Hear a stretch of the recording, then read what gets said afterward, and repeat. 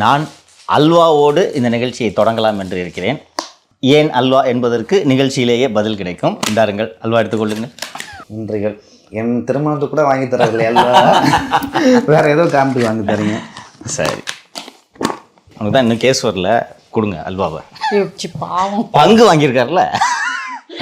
சரி, ஏன் அல்வாவோடு தொடங்குகிறோம் என்பதற்கு காரணம் இருக்கிறது. சமூக வலைத்தளங்களில் பார்த்திருப்பீர்கள். நீங்கள் பார்த்தீங்களா? என்ன நடந்துச்சு? அல்வா தொடர்பான கதையை சொல்லுங்கள்.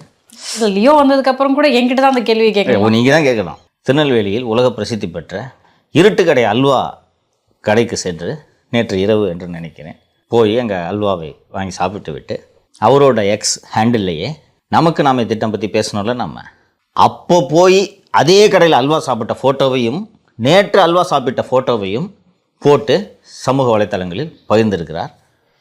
ஃபஸ்ட்டு அவர் போட்ட ஃபோட்டோவை பார்க்கும்போது அவர் மட்டும்தான் நின்று கொண்டு இருப்பது போல் தெரிந்தது. அதற்கு பிறகு பார்த்தால் இன்று காலை தமிழக அரசின் செய்தி விளம்பரத்துறை இருக்கு இல்லையா, டிஏபிஆர், அவங்க அஃபிஷியலாக ரிலீஸ் பண்ணுறாங்க, சிஎம் அல்வா கடைக்கு போனார் அப்படின்னு.